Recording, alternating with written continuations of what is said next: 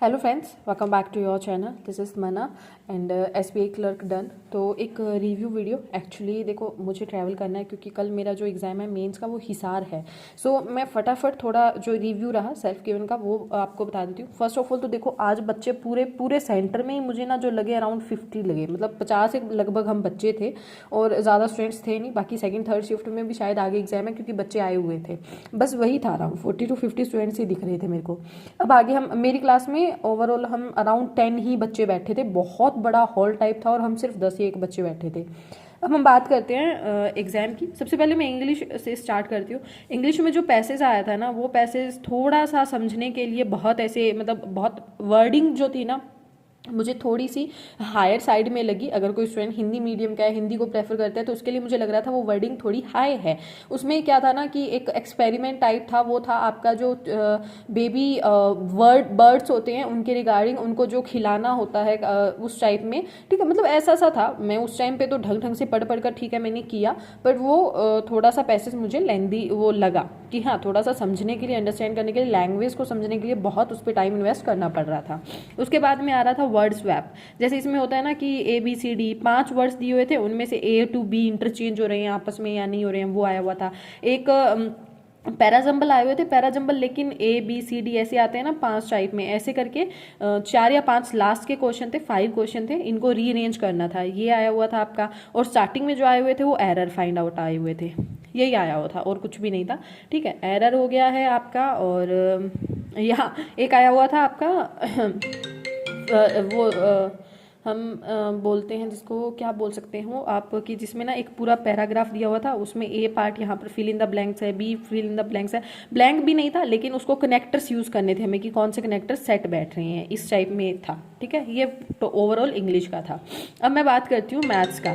तो sorry guys, अगर मैं मैथ्स की बात करूँ तो मैथ्स में आपके जो मुझे लगा वो ईजी टू मॉडरेट टाइप में लगा। लाइक ठीक है, अगर स्टूडेंट काफ़ी अच्छे से स्पीड है उसकी तो वो अच्छे से कर पा रहा था। वही आपके अप्रॉक्सीमेशन देखने को मिले और थोड़ा सा मैथ्स अर्थमेटिक देखने को मिला। लेकिन जो अर्थमेटिक है ना, नॉर्मल मुझे बैंकिंग टाइप नहीं लगा। उसमें एक दो क्वेश्चन कुछ कुछ एक ऐसे लग रहे थे जो मुझे कहीं ना कहीं SSC की फील दे रहे थे। एक दो क्वेश्चन ऐसे अर्थमेटिक में थे, ठीक है, पर कम थे, ऐसा था। और उसके बाद में आपका एक क्वाड्रेटिक इक्वेशन थी। ठीक है, क्वाड्रेटिक इक्वेशन गिवन थी। और क्या था, यही था जो मैंने देखे ना। हाँ, और ना नंबर सीरीज़ थी ना रॉन्ग नंबर सीरीज़ थी, ऐसा कुछ भी नहीं था, बस यही चीज़ें थी। और एक आपकी DI आई हुई थी, एक कैसलेट थी, कैसलेट थी ये वाली। ठीक है, लेकिन कैसलेट भारी भरकम सी लग रही थी, वो मुझसे नहीं हुई। ठीक है, अब मैं रीजनिंग की अगर बात करूँ तो रीजनिंग के तो आप आंसर्स ये देख सकते हो, मतलब ईजी था। ठीक है, अब इसमें आपका एक फ्लोर, ये सर्कल बेस्ड आया हुआ था, एक ये फ्लैट एंड फ्लोर बेस्ड आया हुआ था। उसका आंसर ये है BCEGAFDH। एक ब्लड रिलेशन आया हुआ था और एक ये स्टैक में रखे हुए हैं वो आया हुआ था। एक अननोन, वो मतलब होता है ना कि अननोन पर्सन्स बैठे हैं, मतलब हमें नहीं पता, अनसर्टेन, सॉरी अनसर्टेन। तो 18 बन रहे थे मेरे। और इसमें T बिल्कुल राइट सेकंड, लेफ्ट सेकंड पे आ रहा था। और यहाँ पे लास्ट में U है शायद, ये राइट सेकंड एंड पे आ रहा था। बाकी आप ये देख सकते हो ऐसे था। ठीक है, अब मैं इसके पीछे की स्टोरी बताती हूँ, आई विल डू इट के पीछे की। ठीक है, अब इसके पीछे की स्टोरी क्या है, जब मैं वहाँ पर लैंग्वेज चेंज करी थी, आप हमें जैसे स्टेट अदर कुछ अलग अलग भरे हैं, ऐसा हुआ है हमारे साथ। लेकिन वहाँ पर मुझे पता है, जब मैं लैंग्वेज चूज़ करने का हमारे पास एक ऑप्शन आता है, तो मेरे पास हिंदी और जैसे स्टेट की रिलीजियन, सबके साथ ऐसा ही हुआ कि उनकी जो लैंग्वेज थी ना, रीजनिंग लैंग्वेज, वो आई हुई थी। तो मेरा ना ऐसा, रीजनल लैंग्वेज सॉरी, तो मुझे ऐसा हो गया कि सच में हिंदी में पेपर आने वाला है मेरा। वहीं पर जब हिंदी और मैंने एक लैंग्वेज, रीजनल लैंग्वेज वहाँ पर देखी ना कि इन दोनों में से एक में आप चूज़ करना है, आपको इंग्लिश मुझे नहीं दिखाई दी, वहाँ पर मैं कांपने लग गई थी सच में। और ऐसा फील हो गया था कि मन्ना पेपर छोड़ और जा, क्योंकि मुझे पता है मैं कितना भी ट्राई कर लेती, इंग्लिश में अच्छा कर लेती, चाहे मैथ्स रीजनिंग में ट्राई कर लेती, लेकिन होता नहीं। ऐसा हो गया था मेरे साथ कि हिंदी अगर आ रही है ना, हिंदी में क्वेश्चन आ रहे हैं तो मन्ना तू पेपर लीव कर और चली जा, मेरे साथ ऐसा हो गया था। पर फिर मैंने हार के, थक हार के 2 मिनट सांस ली, आराम से बैठी और उसके बाद में ये लिखा मैंने, आई विल डू इट। मतलब मैं करूँगी, जितना हो उसका मुझसे करूँगी मैं।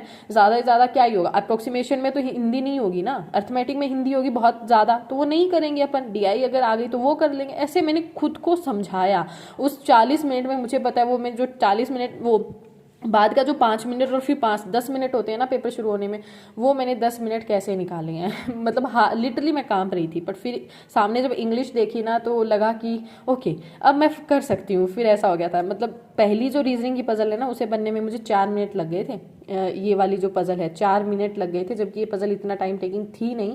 और फिर ऐसा फील हुआ कि वो उसका इफेक्ट पड़ा, लेकिन जब दिखा ना तो फिर मैं अपने फेज में आ गई थी। और इवन 3 मिनट 48 सेकेंड कुछ बाकी थे रीजनिंग में, तब मैंने वो पेपर पूरा कंप्लीट कर लिया था अपना।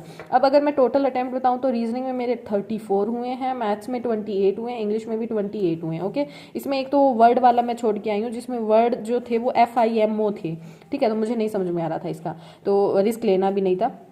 मैथ्स में ये किए हैं 2 तो क्वेश्चन, एक तो न्यूमिनेटर डिनोमिनेटर वाला मुझसे नहीं बना, एक मैं अर्थमेटिक में वो रेक्टेंगल उक्टेंगल वाला मेंसुरेशन वाला छोड़ कर आई हूँ, ठीक है। और एक वो जो मैं कह रही हूँ कैसलेट DI, मेरे पास 2 मिनट ही थे, बना रही थी लेकिन क्वेश्चन अटैम्प्ट नहीं हुए, ठीक है, ये था। अब अगर मैं बात करूँ आगे, हाँ ये टोटल मेरे अटैम्प्ट रहे, तो टोटल मेरे 90 अटैम्प्ट हो गए हैं। ओके, सो ये ओवरऑल रहा एक्सपीरियंस। अब फ़ोन पे फ़ोन आ रहे हैं जस्ट बिकॉज मुझे जाना है, ट्रैवलिंग है और मेरी ठीक है। तो thank you so much guys. And अब अपना ओवरऑल बताइएगा जो आपका एक्सपीरियंस रहा, कौन सी शिफ्ट है, कितने आपके अटैम्प्ट हुए, कौन सी कैटेगरी से हुए, कौन से स्टेट से हुए, और आज का जो पर्टिकुलर है तो आज आपका रश कैसा सा था वो मुझे मेरे साथ शेयर कर सकते हो, और कितने स्टूडेंट्स रहे वो। Okay, so thank you guys, tata, take care and all the best. जिनका भी आगे एग्जाम है और कल मेन्स है उन सबको all the best. Okay, best wishes to you. आप बस मैं तो यही कहूँगी, जो अगर आपने मेहनत की है तो आपको मेहनत का रिटर्न मिलेगा, ज़रूर मिलेगा, कहीं नहीं जाती है मेहनत, वेस्ट नहीं होती है। वो कहते हैं ना सरस्वती माँ, आपने देखा हो हमेशा फोटोज़ में बैठी होती हैं, तो अगर एक बार वो आ गए ना तो वो कहीं जाते नहीं हैं, वो हमेशा हमारे साथ रहते हैं। सो इस चीज़ को ध्यान में रखना और पेशेंस बहुत ज़्यादा रखना। बाकी all the best and thank you so much guys.